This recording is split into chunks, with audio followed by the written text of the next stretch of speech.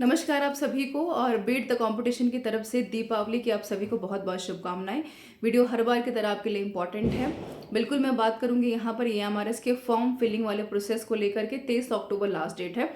आज के दिन इस वीडियो के माध्यम से आप सभी से बात करना इसलिए ज़्यादा ज़रूरी है क्योंकि दिसंबर में आप सबको पता है कि EMRS का प्रीलिम्स का पेपर है। ऐसे में बहुत सारे बच्चों की तैयारी प्रभावित हो रही है।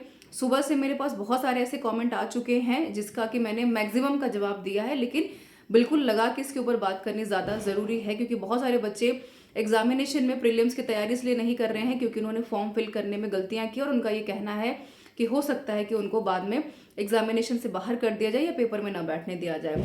तो बिल्कुल ये वीडियो में क्या डिस्कस करेंगे, फॉर्म फिलिंग के दौरान क्या क्या गलतियाँ आपसे हुई हैं और क्या उसका आखिरी समाधान है, बिल्कुल उसके ऊपर बात करनी ज़रूरी है। तो वीडियो को शुरू करते हैं।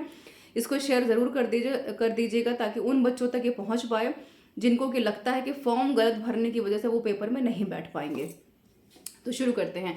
देखिए, जब आप EMRS का फॉर्म भर रहे हैं तो आप बिल्कुल 3 चरणों में पेपर देंगे। एक आपका यहाँ पर प्रीलिम्स का पेपर है, मेंस का है और कुछ सब्जेक्ट्स में इंटरव्यू है। टीजीटी वीजीटी की बात नहीं कर रही हूँ।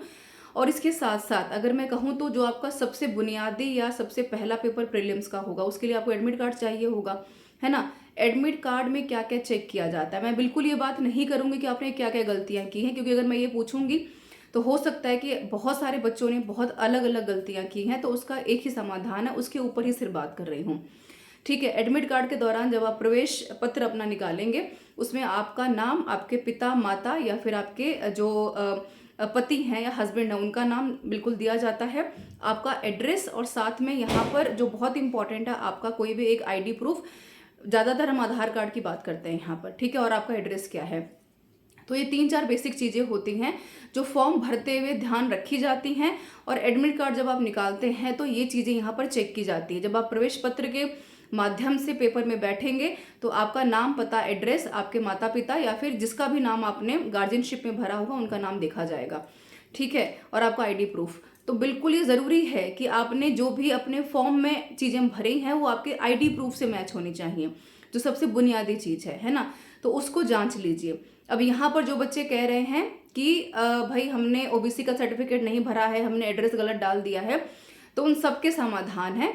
ऐसा कोई भी प्रॉब्लम नहीं है जिसका कि सोल्यूशन नहीं है, बशर्ते अगर आप उसके ऊपर काम करना चाहते हैं। बहुत सारे बच्चों ने बताया कि मेल करके ये हमारे से पूछा है, फ़ोन कॉल किया टोल फ्री नंबर पर कोई जवाब नहीं आ रहा। वो आएगा भी नहीं क्योंकि कुछ बेसिक चीज़ें जो होती है ना उनके ऊपर अभी भी बिल्कुल है कि सिस्टम ठीक से काम नहीं करता, तो उसके ऊपर तो काम करने की ज़रूरत है। लेकिन अभी हम किसके ऊपर बात कर रहे हैं, तो सबसे पहले इन चीज़ों को करेक्ट कर लीजिए। दूसरी सबसे ज़रूरी चीज़, एक काम आप और कर सकते हैं अगर आपको लगता है कि इन बेसिक चीज़ों में आपने गलतियां की हैं, क्योंकि अगर इन बेसिक चीज़ों में गलतियां हुई तो आप बिल्कुल पेपर में नहीं बैठ पाएंगे, आप गेट से ही बाहर कर दिए जाएंगे, है ना।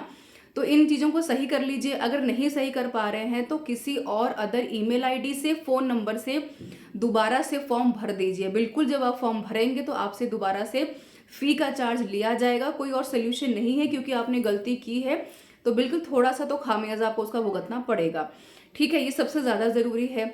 अगर मैं यहाँ पर बात कर लेती हूँ अदर चीज़ों के बारे में, कई बच्चे कह रहे हैं कि ओबीसी का सर्टिफिकेट नहीं डाला है, कैटेगरी वाइज गलती हो गई है, ये सारी चीज़ें। देखिए, जब आप प्रीलियम्स का, मेंस का जो स्टेज है वो पार कर लेंगे, डॉक्यूमेंट वेरिफिकेशन के दौरान हर चीज़ का समाधान होता है। एक एफिडेविट बनवा लीजिएगा, वहाँ पर जो भी गलतियाँ आपने फॉर्म में की होंगी उनको लिख करके, स्टैंप लगवा करके तहसीलदार से या जो भी आपके आसपास डेजिग्नेटेड पर्सन होगा उसकी ओरिजिनल फोटोकॉपी जो ऑलरेडी करेक्ट है उसको अपने एफिडेविट के साथ लगा दीजिएगा।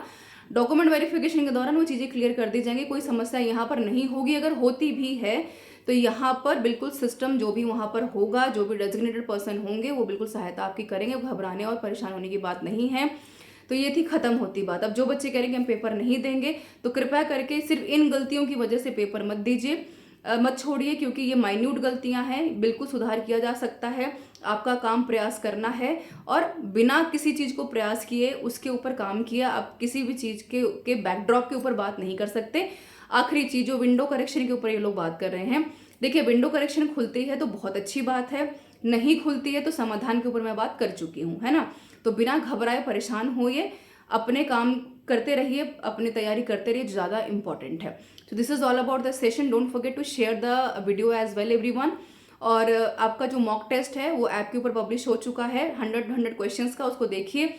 साथ में जो सबसे ज़्यादा जरूरी टीचिंग एप्टीट्यूड के 11 मॉक टेस्ट जा चुके हैं, टेलीग्राम में बिल्कुल फ्री हैं, उनको देख लीजिए, क्योंकि इसी के माध्यम से मैंने टीचिंग के मैक्सिमम क्वेश्चन कवर किए, उससे ज़्यादा आपको ज़रूरत नहीं है पढ़ने की। और हम हर रोज़ सुबह 11 बजे लाइव सेशन में मिल रहे हैं। फिर भी कोई यहाँ पर अगर आपका डाउट रहता है तो उसको देख लीजिए। एटलीस्ट आप प्लेटफॉर्म के ऊपर जाकर के, ऐप के ऊपर जाकर के फ्री टेस्ट अटेम्प्ट कीजिए, जो कि आपके लिए ज़्यादा ज़रूरी है अपने पेपर को क्वालिफाई करने के लिए। और बिल्कुल इस त्यौहार वाले दिन मैं इस चीज़ की उम्मीद कर रही हूँ और आपसे आशा भी कि अगली दीपावली पे जब हम मिलेंगे तो आप अपनी एक सीट इंश्योर कर चुके होंगे। बने रहिए बीट द कंपटीशन के साथ। आप सभी का बहुत सारा प्यार मिला है और आगे भी बिल्कुल इस चीज़ की होप और आशा के साथ मैं इस वीडियो को समाप्त करती हूँ। बहुत बहुत धन्यवाद।